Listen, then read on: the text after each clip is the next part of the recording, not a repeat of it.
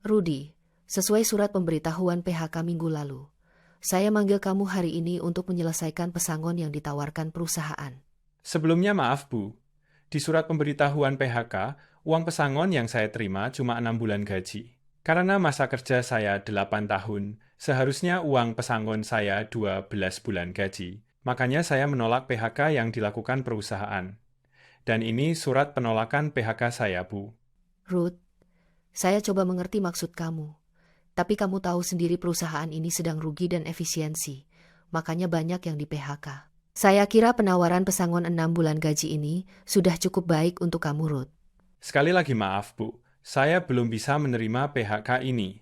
Saya bisa menerima PHK kalau pesangon saya dibayar sesuai undang-undang. Ayolah, Ruth, jangan keras kepala. Perusahaan sudah cukup baik memberikan kamu pesangon 6 bulan gaji. Kalau kamu nolak, saya khawatir perusahaan malah tidak akan memberikan apa-apa. Kalau nilai pesangon saya tidak berubah, tidak apa-apa, Bu. Nanti kita selesaikan saja di Disnaker. Saya yang akan membuat laporannya. Baik, Ruth, gini aja. Uang pesangonmu akan dinaikkan, jadi 9 kali gaji. Sudahlah, Ruth, terima aja. Dan kita close. Seorang karyawan punya hak untuk menolak PHK ketika di-PHK oleh perusahaannya.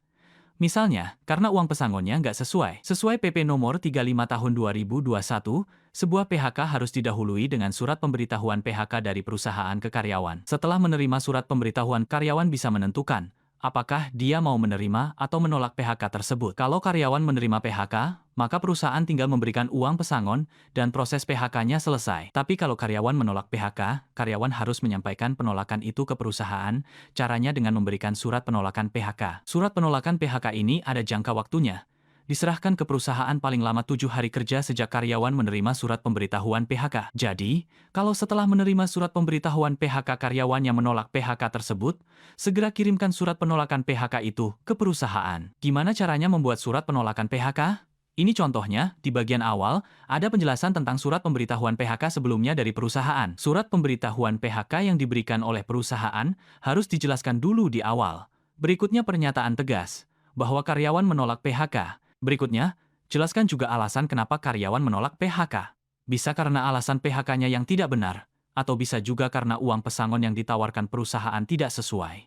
Untuk Anda yang perlu draft surat penolakan PHK seperti tadi, silakan bisa mendapatkannya dengan mengikuti linknya di kolom bio. Naskahnya dibuat dalam format Microsoft Word, bisa diedit sesuai kebutuhan, nanti akan dikirim lewat email. Silahkan cek link di bio.